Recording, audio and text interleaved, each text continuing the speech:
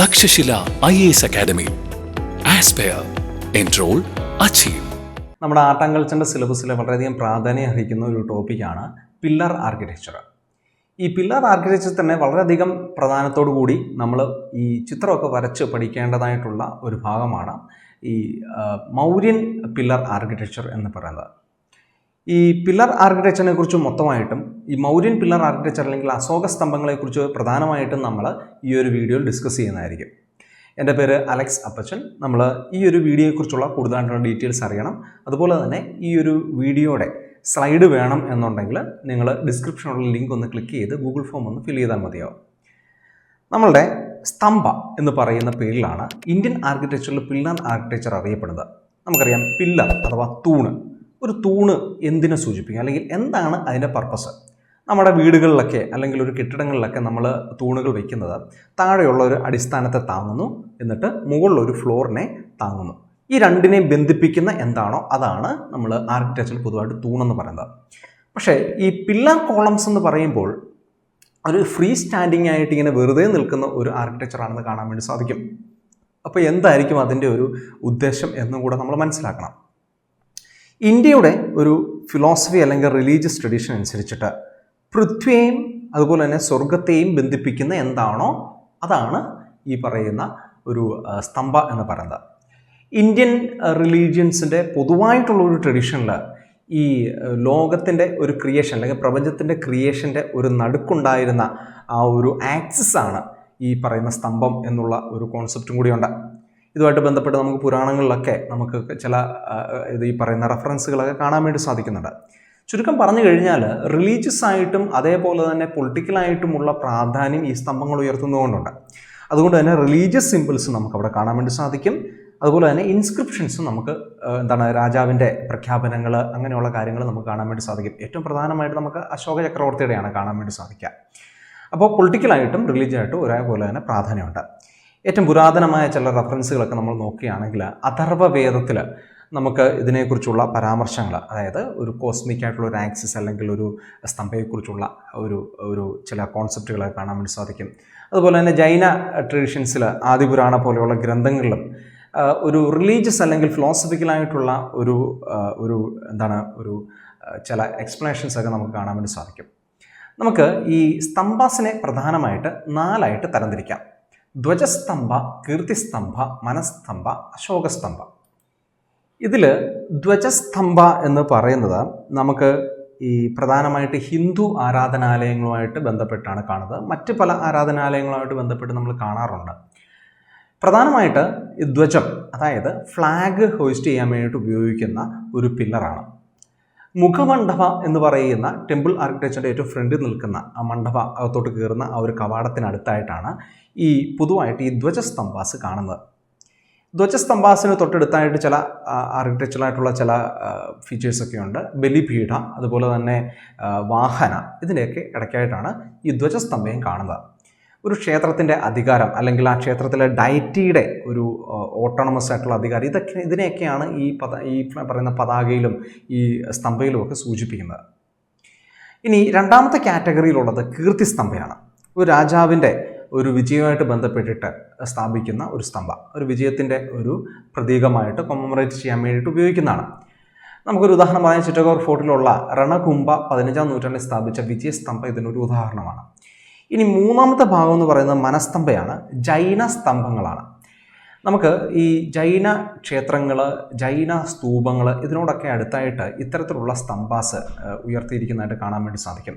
വളരെ എലോബറേറ്റഡ് ആയിട്ടുള്ള കാർവിങ്സും ഈ തീർത്ഥങ്കരന്മാരുടെ വിഗ്രഹങ്ങളും ഒക്കെ ഉൾപ്പെടുന്ന ഒരു സ്ട്രക്ചറാണിത്. ഈ മനസ്തംഭാസിൽ ഏറ്റവും പ്രധാനപ്പെട്ട ഒരു സ്തംഭയാണ് കീർത്തിസ്തംഭ എന്ന് അറിയപ്പെടുന്ന ചിറ്റഗോർ ഫോർട്ടിലുള്ള മറ്റൊരു സ്തംഭ. അപ്പോൾ നമ്മൾ നേരത്തെ പറഞ്ഞ വിജയസ്തംഭയെക്കുറിച്ചല്ല പറയുന്നത്. ഇത് 12ാം നൂറ്റാണ്ടിൽ ഒരു ജൈന വ്യാപാരി ചിറ്റഗോർ ഫോർട്ടിൽ പണിത മറ്റൊരു സ്തംഭയാണ്. അതിൻ്റെ പേര് കീർത്തിസ്തംഭ എന്നാണ്. അപ്പം ആ കീർത്തിസ്തംഭയും വിജയസ്തംഭയും തമ്മിൽ കൺഫ്യൂസ്ഡ് ആവരുത്. ആദിനാഥ തീർത്ഥങ്കരന് വേണ്ടിയിട്ട് ഡെഡിക്കേറ്റ് ചെയ്തതാണ് ഈ ഒരു കീർത്തിസ്തംഭ. അപ്പോൾ ഈ മനസ്തംഭാസ് നമുക്ക് ഈ സൗത്തേൺ കർണാടക പ്രദേശത്തുമൊക്കെ ഈ ബസഡികൾ, ജൈൻ ബസഡീസ് ആണ്. അതായത് ഈ ക്ഷേത്രങ്ങളൊക്കെ ആയിട്ട് ബന്ധപ്പെട്ടുമൊക്കെ നമുക്ക് ഈ ഹിന്ദു ക്ഷേത്രങ്ങളുടെ മുൻപിൽ എങ്ങനെയാണോ ധ്വജസ്തംഭം വെച്ചിരിക്കുന്നത് അതുപോലെയൊക്കെ കാണാൻ വേണ്ടി സാധിക്കും. ഇതിൻ്റെ റിലീജിയസ് അല്ലെങ്കിൽ ഒരു ഫിലോസഫിക്കലായിട്ടുള്ളൊരു ബാക്ക്ഗ്രൗണ്ട് എന്ന് പറഞ്ഞു കഴിഞ്ഞാൽ ഈ സമവശരണ എന്ന് പറയുന്ന ഒരു കോൺസെപ്റ്റ് ജൈന ട്രഡീഷനിലുണ്ട്. എന്ന് പറഞ്ഞു കഴിഞ്ഞാൽ ഒരു കോസ്മോളജിയാണ്, ജൈൻ കോസ്മോളജിയാണ്. അതായത് തീർത്ഥങ്കരന്മാർ, സിദ്ധശില, സിദ്ധന്മാർ, ദേവഗണങ്ങൾ, ഇങ്ങനെയൊക്കെയുള്ള ഏറ്റവും മുകളിൽ തീർത്ഥങ്കരന്മാർ, ആ ഒരു കോസ്മോളജിക്കലായിട്ടുള്ള ഒരു ഡെപ്പിക്ഷൻ ജെയിൻ കോസ്മോളജി ഡെപ്പിക്റ്റ് ചെയ്യുമ്പോൾ ഇവിടെ പ്രീച്ചിങ് ഹോൾ എന്ന് പറയുന്ന രീതിയിൽ ഈ തീർത്ഥങ്കരന്മാരുടെ പ്രബോധനങ്ങളാണല്ലോ ലോകത്തെ മുന്നോട്ട് നയിക്കുന്നത്. അപ്പോൾ അതിൻ്റെ ഒരു നടുക്കായിട്ട് നിൽക്കുന്ന ഒരു സ്തംഭം, അതായത് ഇതിനെ മൊത്തത്തിൽ ഈ ജൈൻ കോസ്മോളജി മൊത്തത്തിൽ സിംപ്ലൈസ് ചെയ്യുന്ന ഒരു സ്തംഭമായിട്ട് പല ജൈൻ ലിറ്ററേച്ചറിലും അതിനെ സൂചിപ്പിക്കുന്നുണ്ട്. അപ്പോൾ ജൈന സ്തൂപങ്ങളൊക്കെ പണിയുന്ന സമയത്തും ഈ ഒരു മോഡലിൽ പണിയുന്നതായിട്ട് നമുക്ക് കാണാൻ വേണ്ടി സാധിക്കും. അപ്പോൾ മനസ്തംഭം എന്ന് പറയുന്നതിന് ഇതിനൊരു റിലീജിയസ് ആയിട്ടുള്ളൊരു ട്രഡീഷൻ ഉണ്ട്. അതായത് സമവശരണയുടെ നടുക്ക് സ്ഥിതി ചെയ്യുന്ന ഈ പ്രീച്ചിങ് ഹോളിനെ അല്ലെങ്കിൽ അതിൻ്റെ നടുക്ക് സ്ഥിതി ചെയ്യുന്ന തീർത്ഥങ്കരന്മാരുടെ ആ ഒരു പ്രബോധനങ്ങളുടെ അല്ലെങ്കിൽ ഒരു ജെയിൻ കോസ്മോളജിയെ സിംപ്ലൈസ് ചെയ്യുന്ന ഒന്നായിട്ടാണ് മനസ്തംഭയെ കാണുന്നത്. നാലാമത്തത് ലത്ത് എന്നുള്ള പേരിലുള്ള ഒരു സ്തംഭാസാണ്. ഇത് ബുദ്ധ സ്തംഭാസാണ്. ഈ ബുദ്ധ സ്തംഭാസിനെ നമ്മൾ UPSCയുടെ പെർസ്പെക്റ്റീവിൽ പൊതുവെ അശോക സ്തംഭയുടെ ഒരു പൊതുവായ ഒരു ബ്രോഡ് ക്ലാസിഫിക്കേഷനിലാണ് നമ്മൾ നോക്കുകയൊക്കെ ചെയ്യുന്നത്. ഈ അശോക സ്തംഭയെക്കുറിച്ച് നമ്മൾ കാര്യമായിട്ട് പഠിക്കേണ്ടതായിട്ടുണ്ട്. അശോക സ്തംഭ എന്ന് പറയുന്നത് ബേസിക്കലി ബുദ്ധിസ്റ്റ് ലദ്ദാണ്.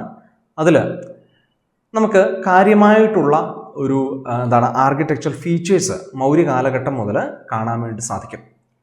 മൗര്യ കാലഘട്ടത്തെക്കുറിച്ച് നമ്മൾ പറയുമ്പോൾ നമുക്ക് പ്രധാനമായിട്ട് ഇപ്പം ഗ്രീക്ക് ഓതറായിരുന്ന മെഗസ്തീനസ്, ചന്ദ്രഗുപ്ത മൗര്യൻ്റെ രാജസദസ്സിലെ അംഗമായിരുന്നു. അദ്ദേഹം പറയുന്നൊരു കാര്യം, ഈ ഒരു കാലഘട്ടത്തിൽ മൗര്യ സാമ്രാജ്യത്തിലെ മിക്കവാറും എല്ലാ ആർക്കിടെക്ചറിലും വുഡിലായിരുന്നു നിർമ്മിച്ചിരുന്നത് എന്നുള്ളതാണ്. എന്നാൽ പതിയെ ഈ ഒരു രീതി മാറി. അശോക ചക്രവർത്തിയുടെ കാലഘട്ടമായിട്ട് ഏതാണ്ട് ഒരു BC 250 ആകുമ്പോഴത്തേക്ക് ഈ വുഡിൽ നിന്നും നേരെ അവരൊരു സ്റ്റോണിൻ്റെ ഹ്യൂജ് ഡയമെൻഷൻസിലുള്ള ഒരു ആർക്കിടെക്ചറൽ രീതിയിലേക്ക് മാറുന്നതായിട്ട് നമുക്ക് കാണാൻ വേണ്ടി സാധിക്കും. So wood, sun dried bricks, clay, ivory, metal തുടങ്ങുന്നവയിൽ നിന്നും നേരെ സ്റ്റോണിൻ്റെ ഒരു ഡയമെൻഷനിലേക്കുള്ള ഹ്യൂജ് ഡയമെൻഷനുള്ള ആർക്കിടെക്ചറൽ രീതിയിലേക്ക് മാറി. അപ്പോൾ സ്തംഭ എന്ന് പറയുന്ന നേരത്തെയുള്ള ആർക്കിടെക്ചർ, അതായത് മൗര്യ സാമ്രാജ്യത്തിന് മുമ്പുള്ള ബുദ്ധിസ്റ്റ് ആർക്കിടെക്ചർ, അവ ഈ വുഡിലാണ് പ്രധാനമായിട്ട് നിർമ്മിക്കപ്പെട്ടിരുന്നത് എന്നുള്ളത് നമ്മൾ പ്രധാനമായിട്ട് നോക്കേണ്ടതാണ്. അപ്പോൾ ഇതിന് നമുക്ക് ആർട്ടിസ്റ്റിക്കായിട്ട് അതിനൊന്ന് പഠിക്കുകയാണെങ്കിൽ അതിന് ചില തെളിവുകൾ നമുക്ക് ലഭിക്കുന്നുണ്ട്. കാരണം വുഡ് നമുക്കറിയാമല്ലോ, വലിയൊരു തേക്കിൻ തടി അല്ലെങ്കിൽ വലിയൊരു തടിയായിരിക്കുമല്ലോ നീളത്തിൽ. ഈ ഒരു ഹ്യൂജായിട്ടുള്ള ആ ഒരു തടിയിൽ നമ്മൾ ഈ ഉളിയൊക്കെ വെച്ചിട്ട് അവർ നല്ല രീതിയിൽ കാർവ് ചെയ്തിട്ടായിരിക്കും അത് നിർമ്മിക്കുക. അങ്ങനെ അത്ര മനോഹരമായിട്ട് ഡീപ്പ് കാർവിംഗ് ഒക്കെ വെച്ച് മനോഹരമായിട്ട് കൊത്തുക എന്ന് പറയുന്നത് ഈ തടിയിലായതുകൊണ്ട് വലിയ ആയാസമില്ലാത്തൊരു ജോലിയാണ്. അപ്പോൾ ഈ പുതിയതായിട്ട് ഈ സ്റ്റോണിൽ ഇത് പണിയപ്പെടുന്ന സമയത്ത് ഈ പഴയ അതേ കാർവിങ് തന്നെ ഇവിടെ ഇമിറ്റേറ്റ് ചെയ്യാൻ വേണ്ടി ശ്രമിക്കും. സോ ഡീപ്പായിട്ടുള്ള വളരെ ഇൻറ്റൻസീവായിട്ടുള്ള കാർവിങ് നമുക്ക് ഇതിനകത്ത് കാണാൻ വേണ്ടി സാധിക്കുമെന്നുള്ളതാണ് ഇതിനകത്തുള്ളൊരു പ്രത്യേകത. അതുകൊണ്ട് തന്നെ നമുക്ക് നേരത്തെ ഉണ്ടായിരുന്ന തടിയിൽ നിന്നുള്ള ഒരു ട്രാൻസ്ഫോർമേഷൻ നമുക്കിവിടെ കാണാൻ വേണ്ടി സാധിക്കും. അപ്പോൾ ഈ മൗര്യൻ ആർട്ടിസ്റ്റുകൾ ഇവിടെ വുഡിൻ്റെ ആ ഒരു വർക്ക് സ്റ്റോണിൽ റിപ്ലിക്കേറ്റ് ചെയ്യാൻ ശ്രമിച്ചു എന്നുള്ളത് ഇമ്പോർട്ടൻ്റ് ആയിട്ട് ഒന്ന് നോക്കേണ്ടതാണ്. നമുക്ക് രൂപനാഥ്, അതുപോലെ തന്നെ സഹസ്രം, 7th പില്ലർ ഈഡിക്റ്റ് തുടങ്ങുന്ന ആ ഒരു പില്ലേഴ്സ്, അശോക സ്തംഭാസൊക്കെ പരിശോധിക്കുമ്പോഴത്തേക്ക് അതിനകത്തുള്ള ഇൻസ്ക്രിപ്ഷൻസിൻ്റെ വിവരണവും ആർക്കിയോളജിക്കലായിട്ടുള്ള ഒരു വിശകലനവും ഒക്കെ വെച്ച് നമുക്ക് മനസ്സിലാകുന്നത് പ്രീ മൗര്യൻ പീരീഡിൽ തന്നെ ഈ സ്തംഭാസിൻ്റെ ഒരു പ്രസൻസ് നമുക്ക് കാണാൻ വേണ്ടി സാധിക്കും. അത് ബുദ്ധിസ്റ്റ് ക്യാരക്ടർ ആയിരിക്കണം എന്ന് നിർബന്ധവുമില്ല. സോ നോൺ ബുദ്ധിസ്റ്റോ അല്ലെങ്കിൽ പ്രീ ബുദ്ധിസ്റ്റോ ആയിട്ടുള്ള ഒരു ആർക്കിടെക്ചർ തന്നെയാണ് പില്ലർ എന്ന് പറയുന്നത്. നമുക്കിതിൻ്റെ ഫീച്ചേഴ്സിനെ കുറിച്ച് പറയുമ്പോൾ പ്രധാനമായിട്ട് സിംബോളിസം ഒന്ന് നോക്കേണ്ടതായിട്ടുണ്ട്. പ്രത്യേകിച്ച് സർനാഥിലെ ലയൺ പില്ലർ, അതിൻ്റെ ഒരു ക്യാപിറ്റലിൻ്റെ ഒരു സിംബോളിസം, അതിൻ്റെ വിശകലനവും നമ്മൾ നോക്കേണ്ടതായിട്ടുണ്ട്. രണ്ടാമതായിട്ട് പേർഷ്യയിലെ പ്രിസിപ്പോളിറ്റൻ ഇൻഫ്ലുവൻസ്, അതുകൂടാതെ ഫോറിൻ ഇൻഫ്ലുവൻസുകളും മറ്റ് ഹെലനിസ്റ്റിക് ഇൻഫ്ലുവൻസും മറ്റു കാര്യങ്ങളും ഒക്കെ ഒന്ന് നോക്കേണ്ടതായിട്ടുണ്ട്. ഇനി ശ്രമൺ ട്രഡീഷൻ്റെ ഒരു ഇൻഫ്ലുവൻസ്, പ്രധാനമായിട്ട് നമ്മൾ ഉദ്ദേശിക്കുന്നത് ബുദ്ധമതത്തിൻ്റെ ഒരു ഇൻഫ്ലുവൻസാണ് ശ്രമണധർമ്മ. ഇനി അശോകൻ ഈഡിക്സ്, അത് നമുക്ക് UPSC കോണ്ടെക്സ്റ്റിൽ പ്രത്യേകിച്ച് നോക്കേണ്ടതായിട്ടുണ്ട്. ഈ 4 കാര്യങ്ങൾ നമ്മൾ വ്യക്തമായിട്ട് പഠിച്ചു കഴിഞ്ഞാൽ നമുക്ക് ഓൾമോസ്റ്റ് സംഭാസമായിട്ട് ബന്ധപ്പെട്ട്, അതായത് അശോക സംഭാസമായിട്ട് ബന്ധപ്പെട്ടുള്ള ക്വസ്റ്റ്യൻസിന് ആൻസർ ചെയ്യാൻ വേണ്ടി പറ്റും. നമ്മൾ പ്രധാനമായിട്ട് സിംബോളിസത്തെ കുറിച്ച് നോക്കുമ്പം ഒരു വേൾഡ് ആക്സിസ്, അതുപോലെ തന്നെ ഈ സ്വർഗത്തെയും പൃഥ്വി, ഈ ഭൂമിയെയും സ്വർഗത്തെയും കൂടെ ബന്ധിപ്പിക്കുന്ന എന്താണോ അത്, ആ ഒരു കോൺസെപ്റ്റാണ് പൊതുവായിട്ട് നമുക്ക് ഇതിൻ്റെ ഒരു ഫിലോസഫിക്കൽ ബാക്ക്ഗ്രൗണ്ടായിട്ട് കാണാൻ വേണ്ടി സാധിക്കുക. ഈ കോസ്മിക് ഓഷ്യനിൽ നിന്നും ഈ ആക്സിസ് ഉയർന്നു വന്നിട്ട് അത് ആകാശങ്ങൾ കടന്ന് സൂര്യനെ ടച്ച് ചെയ്യുന്നു എന്നുള്ള ഒരു കോൺസെപ്റ്റാണ് ഇവിടെ ഉള്ളത്. ഇതിനെ സൂചിപ്പിക്കുന്ന രീതിയിൽ തന്നെയാണ് അശോക പില്ലേഴ്സ് പണിയപ്പെട്ടിരിക്കുന്നത്. അതായത് ഭൂമിയിൽ നിന്നും മുളച്ചു പൊന്തുന്ന രീതിയിലാണ്. നമുക്കറിയാം, നമുക്കൊരു ഒരു പില്ലർ നമ്മൾ ഉണ്ടാക്കുകയാണെങ്കിൽ ഒരു അടിസ്ഥാനം ഒരു സ്ക്വയറായിട്ടോ വല്ലതും ഉണ്ടാക്കിയിട്ടായിരിക്കും അതിൻ്റെ മുകളിലേക്ക് ഈ പറയുന്ന പില്ലർ വയ്ക്കുക. നമ്മൾ കണ്ടിട്ടുള്ള മിക്കവാറും എല്ലാ തൂണുകളും അങ്ങനെയാണ്. പക്ഷേ ഈ അശോക പില്ലേഴ്സ് എന്ന് പറഞ്ഞു കഴിഞ്ഞാൽ ഡയറക്റ്റ് സോയിലിലേക്ക് ഇങ്ങനെ റൂട്ട് ചെയ്ത് ഇറക്കി വെച്ചിരിക്കുകയാണ്. അതായത് ഭൂമിയിൽ നിന്നും മുളച്ചു മുകളിലേക്ക് പൊന്തുന്നു എന്ന് പറയുന്ന നമ്മൾ മുകളിൽ പറഞ്ഞ ഈ ഒരു ഫിലോസഫിയുടെ ഒരു യഥാർത്ഥ ഡെപിക്ഷൻ നമുക്കവിടെ കാണാൻ വേണ്ടി സാധിക്കും. സോ ഇത്തരത്തിൽ ഉള്ള ഒരു ഡയറക്റ്റ് ആർക്കിടെക്ചറൽ അല്ലെങ്കിൽ ഒരു ഫിലോസഫിക്കൽ ബാക്ക്ഗ്രൗണ്ട് നമുക്കുണ്ട്. ഇനി ഫോറിൻ ഇൻഫ്ലുവൻസിനെ കുറിച്ച് നോക്കുകയാണെങ്കിൽ ഏറ്റവും ഇമ്പോർട്ടൻ്റ് നമുക്ക് പഠിക്കേണ്ടത് അക്കമേനിഡ് പേർഷ്യൻ ഇൻഫ്ലുവൻസ് ആണ്. ഏതാണ്ട് ഒരു BC 6ാം നൂറ്റാണ്ട് തൊട്ടുള്ള ഒരു ഇൻഫ്ലുവൻസ് നമ്മൾ നോക്കണം. അതോടൊപ്പം തന്നെ ഗ്രീക്കുകാരുടെ ഓറിയൻ്റൽ ഹെലനിസ്റ്റിക് ഇൻഫ്ലുവൻസ്, അതായത് അലക്സാണ്ടർ ചക്രവർത്തി ഇന്ത്യയിലേക്ക് വന്നപ്പോൾ അവരോടൊപ്പം വന്ന ആ ഒരു ഹെലനിസ്റ്റിക് ഇൻഫ്ലുവൻസ്, അത് ഹെലനിസം എന്ന് പറഞ്ഞു കഴിഞ്ഞാൽ ഗ്രീക്ക് ഇൻഫ്ലുവൻസിനെ പറയുന്ന മറ്റൊരു പേരാണ്. അതുപോലെ തന്നെ സർഗോണിഡ് ഇൻഫ്ലുവൻസ് എന്ന് പറയും. ദ സർഗോൺ ഓഫ് അക്കാഡ് പോലെ ഈ മെസപ്പൊട്ടാമിയൻ പ്രദേശത്ത് മുൻപുണ്ടായിരുന്ന, ഇന്ത്യയുടെ അഡ്ജസ്റ്റൻ്റ് ആയിട്ടുള്ള ആ ഒരു പ്രദേശത്ത് മുൻപുണ്ടായിരുന്ന സംസ്കാരങ്ങളുടെ ഒരു ഇൻഫ്ലുവൻസും കൂടെ നമുക്കിവിടെ കാണാൻ വേണ്ടിയിട്ടുണ്ട്. ഇതിൽ അക്കമേനിഡ് ഇൻഫ്ലുവൻസ് എന്ന് പറയുന്നത് NCERT-യിലൊക്കെ കാര്യമായിട്ട് പറഞ്ഞിട്ടുള്ളതാണ്, കാര്യമായിട്ട് നമ്മൾ നോക്കേണ്ടതായിട്ടുണ്ട്. BC 500-നും BC 330-നും ഇടയിൽ കാര്യമായിട്ട് അക്കമേനിഡ് കോൺക്വസ്റ്റുകൾ ഇന്ത്യ നേരിടുകയുണ്ടായി. സൈറസ് ദ ഗ്രേറ്റ്, ദാരിയൂസ് ഒന്നാമൻ, സെർക്സിസ് ഒന്നാമൻ, ദാരിയൂസ് മൂന്നാമൻ തുടങ്ങുന്ന പല ആൾക്കാരും ഈ ഇൻഡസ് വാലിയുടെ പ്രദേശങ്ങളിലേക്ക് മഹാജനപദ കാലഘട്ടത്തിൽ തന്നെ ഇൻവേഷൻ ചെയ്തു വരികയും ഗാന്ധാര, കംബോജ ഉൾപ്പെടെയുള്ള പല പ്രദേശങ്ങൾ അവർ കീഴടക്കുകയൊക്കെ ചെയ്തിട്ടുണ്ട്. ദാരിയൂസ് ഒന്നാമൻ്റെയൊക്കെ കാലഘട്ടത്തിലുള്ള DNA ഇൻസ്ക്രിപ്ഷൻ പോലെയുള്ള ഇൻസ്ക്രിപ്ഷൻസിൽ ഹിന്ദ് പ്രദേശം ഇവരുടേതാണെന്നൊക്കെ കാണുകയൊക്കെ ചെയ്യുന്നുണ്ട്. സോ നമുക്ക് മറ്റൊരു റെഫറൻസ് നോക്കുകയാണെങ്കിൽ നമ്മുടെ മഗധയിലെ ബിംബിസാരൻ്റെ സുഹൃത്തായിരുന്ന പുക്കസതി എന്ന് പറയുന്ന ഒരു രാജാവ് ഗാന്ധാര ഭരിച്ചുകൊണ്ടിരിക്കുമ്പോൾ ഒരു പേർഷ്യൻ ഇൻവേഷൻ ഉണ്ടായി എന്നുള്ളതൊക്കെ നമ്മൾ ഏൻഷ്യൻ്റ് ഹിസ്റ്ററിയായിട്ട് ബന്ധപ്പെട്ടൊക്കെ പഠിക്കുന്നുണ്ട്. സോ ഇതൊക്കെ നമ്മളൊന്ന് കൺസിഡർ ചെയ്യുകയാണെങ്കിൽ BC 500 കാലഘട്ടം മുതലേ ഈ പേർഷ്യൻ ഇൻഫ്ലുവൻസ് ഇന്ത്യയിലേക്ക് വരാനുള്ള എല്ലാ സാധ്യതകളും ഒരു ബാക്ക്ഗ്രൗണ്ടും ഉണ്ടായിരുന്നു എന്ന് കാണാൻ വേണ്ടിയിട്ടുണ്ട്. അതോടൊപ്പം തന്നെ ചന്ദ്രഗുപ്ത മൗര്യൻ്റെ കാലഘട്ടത്തിൽ അദ്ദേഹം അഫ്ഗാനിസ്ഥാൻ ഉൾപ്പെടെയുള്ള പ്രദേശങ്ങൾ പിടിച്ചെടുത്തിരുന്നു. അലക്സാണ്ടർ ചക്രവർത്തിക്ക് ശേഷം പേർഷ്യൻ ഭരണം നടത്തിയ സെലൂക്കസ് നികേറ്ററുമായിട്ട് ഏതാണ്ട് ഒരു BC 305-303 ഒരു വലിയ യുദ്ധമൊക്കെ ഉണ്ടാവുകയും അതിൻ്റെ ഒരു അവസാനം ഒരു ഒത്തുതീർപ്പിലെത്തിയിട്ട് ഈ സെലൂക്കസ് നികേറ്ററിൻ്റെ മകളെ അദ്ദേഹം വിവാഹം ചെയ്യുകയും തിരികെ കുറേ 500 ആനകളെ സമ്മാനമായിട്ട് കൊടുക്കുകയൊക്കെ ചെയ്യുന്ന ചില കാര്യങ്ങളൊക്കെ ഉണ്ട്. അതുകൊണ്ട് തന്നെ ഈ സെലൂക്കസ് നികേറ്റർ അദ്ദേഹത്തിന് ഈ ഇൻഡസ് റീജിയനൊക്കെ കാര്യമായിട്ട് അദ്ദേഹത്തിന് മരുമകൻ എന്നുള്ള നിലയിൽ ദാനമായിട്ട് കൊടുക്കുന്നു. മെഗസ്തീനസ് എന്ന് പറയുന്ന തൻ്റെ അംബാസഡറിനെ ഇദ്ദേഹത്തിൻ്റെ കൊട്ടാരത്തിലേക്ക് അയക്കും. അങ്ങനെ വലിയൊരു ഊഷ്മളമായ ബന്ധം പേർഷ്യൻ സംസ്കാരവും മൗര്യ സാമ്രാജ്യവും തമ്മിൽ ചന്ദ്രഗുപ്ത മൗര്യൻ്റെ കാലഘട്ടത്തിലുണ്ട്. ഇനി ഹെലനിസ്റ്റിക് ആയിട്ടുള്ള ഒരു കോട്ട്, അതായത് ഈ ഗ്രീക്കുകാരാണ് ഏതാണ്ട് ഒരു BC 321 മുതൽ ഈ പേർഷ്യ ഭരിക്കുന്നത് അക്കമേനിഡ് സംസ്കാരത്തിന് ശേഷം. അപ്പോൾ അക്കമേനിഡ് സംസ്കാരത്തിൻ്റെ ഒരു ഇൻഫ്ലുവൻസോടിന് ശേഷം ഈ ഗ്രീക്ക് ഇൻഫ്ലുവൻസും കൂടെ അവിടെ കാര്യമായിട്ടുണ്ടാവുകയാണ്. പൊതുവായിട്ട് പറഞ്ഞു കഴിഞ്ഞാൽ ഓറിയൻ്റൽ ഹെലനിസ്റ്റിക്, അതായത് കിഴക്കൻ ഗ്രീക്ക് ഇൻഫ്ലുവൻസും അതിനു മുമ്പുള്ള പേർഷ്യൻ ഇൻഫ്ലുവൻസും ഒരുപോലെ തന്നെ ഈ മൗര്യൻ ആർട്ടിനെ സ്വാധീനിച്ചു എന്ന് കാണാം. ഇത്തരത്തിൽ ഹെലനിസ്റ്റിക് ഇൻഫ്ലുവൻസിനൊരു ഉദാഹരണമാണ് അലഹാബാദ് പില്ലർ, അതിലുള്ള ഡെക്കറേഷൻസ്. നമ്മുടെ ഗ്രീസിലെ ഡൽഹി പില്ലറിന് തുല്യമായിട്ടുള്ള രീതിയിലുള്ള ഫ്ലോറൽ ഡിസൈൻസ് അതേപോലെ തന്നെ നമുക്കിവിടെ കാണാൻ വേണ്ടി സാധിക്കും. ചെറിയ ചെറിയ വ്യത്യാസങ്ങൾ മാത്രമേ ഇവിടെ കാണാൻ വേണ്ടിയിട്ടുള്ളൂ. അപ്പോൾ ഗ്രീക്ക് ഇൻഫ്ലുവൻസ് നമുക്കുണ്ട്. ഇനി സർഗോണിഡ് പേർഷ്യൻ ഇൻഫ്ലുവൻസ് എന്ന് പറയുന്ന ഒരു ഇൻഫ്ലുവൻസ്, അതായത് പേർഷ്യൻ സാമ്രാജ്യത്തിനൊക്കെ മുൻപ് തന്നെ ഈ പറയുന്ന നിനവെ, അസീറിയ തുടങ്ങുന്ന പ്രദേശങ്ങളൊക്കെ ഭരിച്ചിരുന്ന മെസപ്പൊട്ടാമിയൻ സംസ്കാരങ്ങളുടെ ആ ഒരു ലയണിൻ്റെ ഡിപ്പിക്ഷൻ നമുക്ക് ഈ സർനാഥ് ലയൺ ഉൾപ്പെടെയുള്ള ഈ പില്ലർ ക്യാപിറ്റൽസിൽ കാണാൻ വേണ്ടി സാധിക്കും. അക്കമിനഡ് പില്ലർ എന്ന് പറയുന്നത് പരിപൂർണമായി ശുദ്ധമായ പേർഷ്യൻ സംസ്കാരമാണ്. BC 500 തൊട്ട് സൈറസിൻ്റെ കാലഘട്ടത്തിന് ശേഷം. ഇവരുടെ ഈ ഒരു കാളയുടെ രൂപം, കാരണം വെച്ചാൽ ഇവരും സ്വയം ആര്യന്മാർ എന്നാണ് വിശേഷിപ്പിക്കുന്നത്.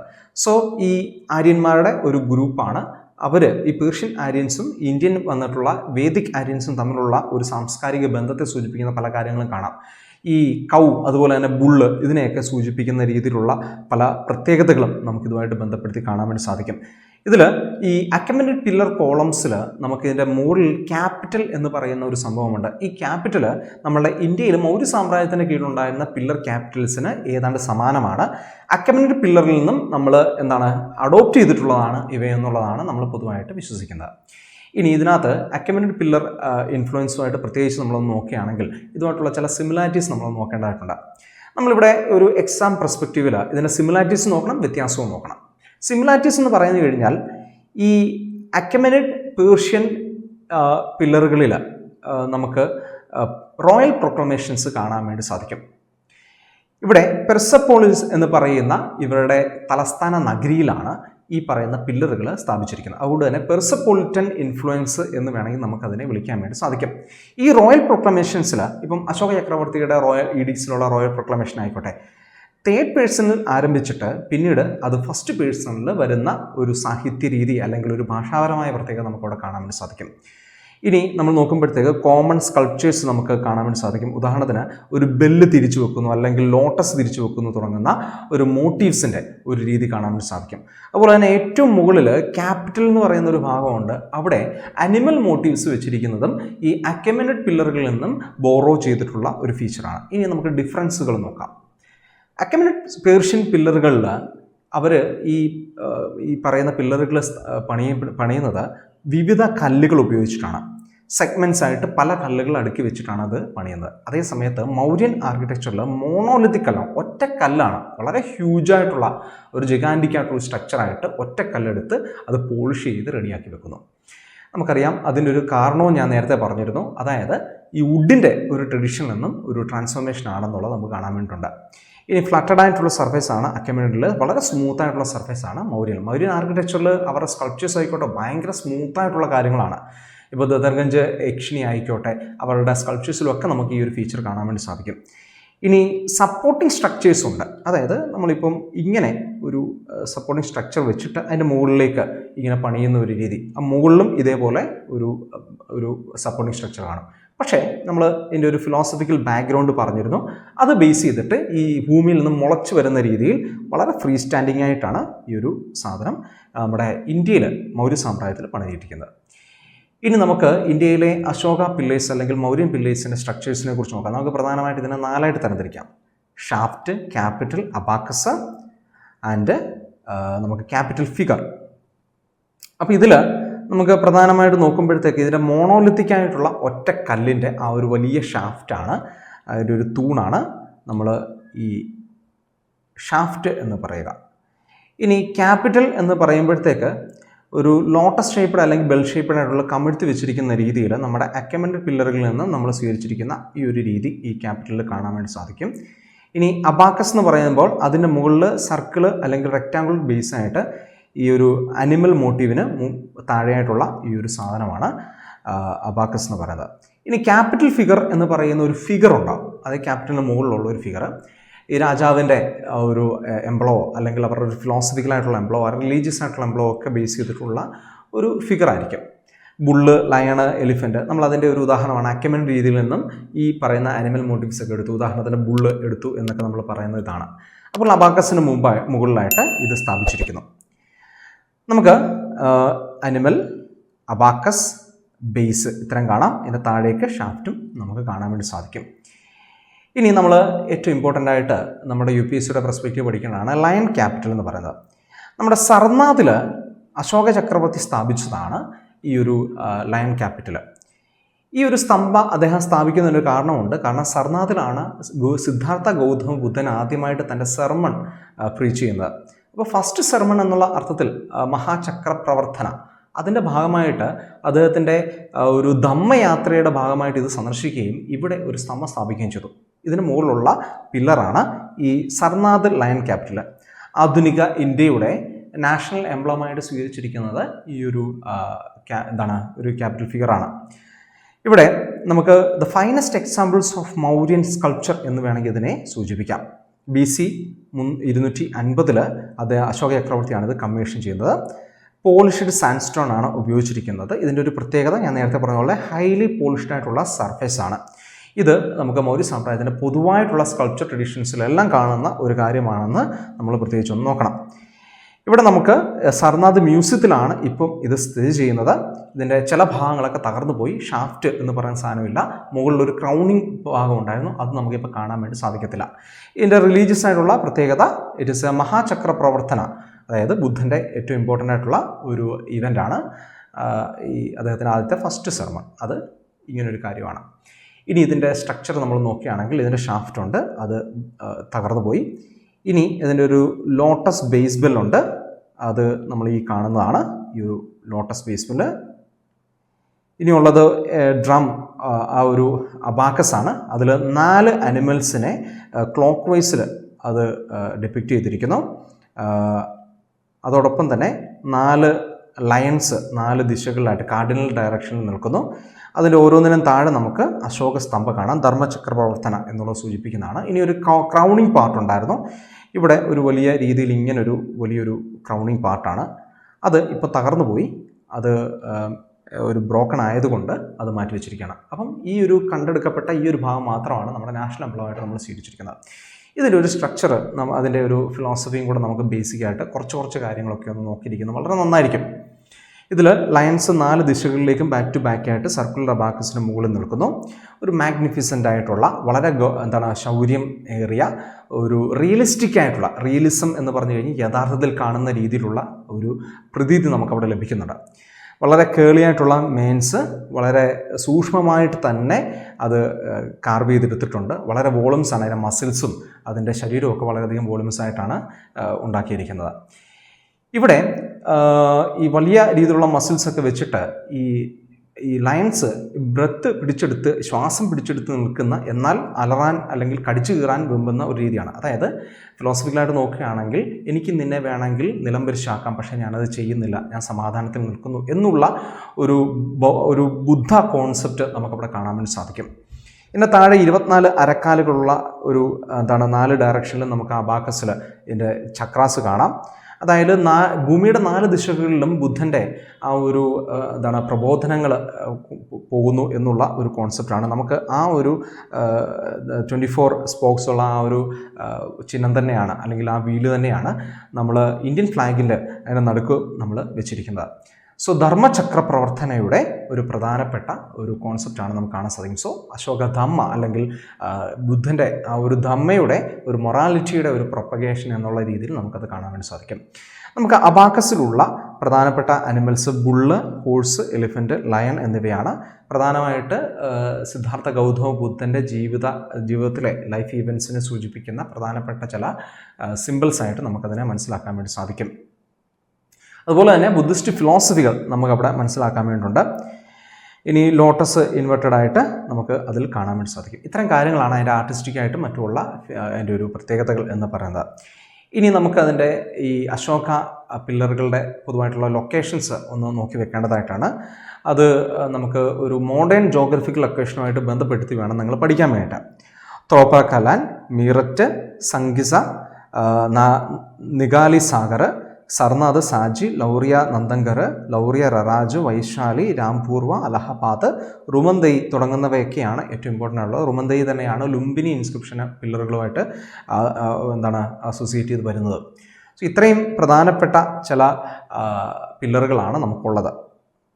ഇനി ഈ പില്ലർ ഈഡിക്സ്, അതാണ് ഏറ്റവും അവസാനം ഏറ്റവും പ്രത്യേകമായിട്ട് നമ്മൾ പഠിക്കേണ്ടത്. ഈ ഒരു പില്ലർ ഈഡിക്സിനെ കുറിച്ച് ഡയറക്റ്റ് ക്വസ്റ്റ്യൻസ് വരാനുള്ള ചാൻസ് ഉണ്ട്. അങ്ങനെയുള്ള ഒരു രീതിയിൽ UPSC ക്വസ്റ്റ്യൻസ് ചോദിക്കാറുണ്ട്. പില്ലർ ഈഡിക്സ് 1 മുതൽ പില്ലർ ഈഡിക്സ് 7 വരെയുള്ള ഭാഗങ്ങളിലാണ്. ഓരോ പില്ലർ ഈഡിക്സിലും എന്തൊക്കെയാണ് പറഞ്ഞിരിക്കുന്നത് നമ്മൾ നോക്കേണ്ടത്. ഒന്നാമത്തെ പില്ലർ ഈഡിക്റ്റിൽ അശോക ചക്രവർത്തി ജനങ്ങളെ പ്രൊട്ടക്റ്റ് ചെയ്യുന്നതിനെക്കുറിച്ച് പറയുന്നു. രണ്ടാമത്തേൽ അശോക ധമ്മയെക്കുറിച്ച് പറയുന്നു. അദ്ദേഹത്തിൻ്റെ പൊളിറ്റിക്കലായിട്ടുള്ളൊരു പോളിസിയായിരുന്നു ഈ പറയുന്ന ധമ്മ എന്ന് പറയുന്നത്. നിങ്ങൾ ഏൻഷ്യൻ്റ് ഹിസ്റ്ററിയിലൊക്കെ പഠിക്കുന്നതാണ്.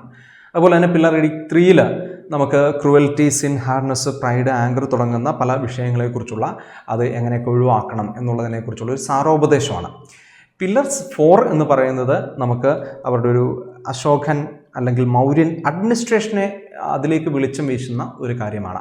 രജുക എന്ന് പറയുന്ന ഓഫീസേഴ്സിൻ്റെ ഡ്യൂട്ടീസിനെ കുറിച്ചാണ് പറയുന്നത്. പില്ലർ 5 നമുക്ക് അഹിംസയെക്കുറിച്ച് കാണാം. പ്രധാനമായിട്ട് ഈ ആനിമൽസ്, ബേഡ്സിനെയൊക്കെ ചില പ്രത്യേക ദിവസങ്ങൾ കൊല്ലാൻ പാടില്ല, അല്ലെങ്കിൽ ഒരിക്കലും കൊല്ലാൻ പാടില്ലാത്ത ചില അനിമൽസ്, ഇങ്ങനെയുള്ള ഒരു കോൺസെപ്റ്റ്. ഇത് ഒരു അദ്ദേഹത്തിൻ്റെ റിലീജിയസ് ആൻഡ് മൊറാലിറ്റിയെ ബേസ് ചെയ്തിട്ടുള്ള ഒരു പോളിസിയാണെന്ന് കാണാൻ വേണ്ടി സാധിക്കും. ഇനി പില്ലർ 6 അനുസരിച്ചിട്ട് വീണ്ടും ധമ്മ പോളിസിയെക്കുറിച്ച് പറയുന്നു. 7 നമുക്ക് ഈ ഫുൾഫില്ലിംഗ് ഓഫ് ധമ്മ, അതുപോലെ തന്നെ റിലീജിയസ് ടോളറൻസ്, എല്ലാ മതവിഭാഗങ്ങളും ഒരുമിച്ച് കഴിയുന്നതിനെ കുറിച്ചൊക്കെയാണ് പറയുന്നത്. അപ്പോൾ ഓരോ പില്ലറിൻ്റെ ഇഡീസിലുമുള്ള പ്രധാനപ്പെട്ട അതിൻ്റെ കണ്ടന്റ് നമ്മൾ നോക്കി വെക്കണം. അതിനകത്ത് തന്നെ പില്ലർ 2, പില്ലർ 6, 7 അത് ധമ്മയെക്കുറിച്ചാണെന്നും കൂടെ നമ്മൾ പ്രത്യേകിച്ചൊന്ന് മനസ്സിലാക്കണം. സോ ഇത്രയും കാര്യങ്ങളാണ് നമുക്ക് സ്തംഭ എന്ന് പറയുന്ന ആ ഒരു ഇന്ത്യൻ ആർക്കിടെക്ചറിനെ കുറിച്ച് പറയാനുള്ളത്. So thank you for watching this video. നമുക്ക് മറ്റൊരു വീഡിയോയിൽ വീണ്ടും കാണാം. Takshashila IAS academy. Aspire, enroll, achieve.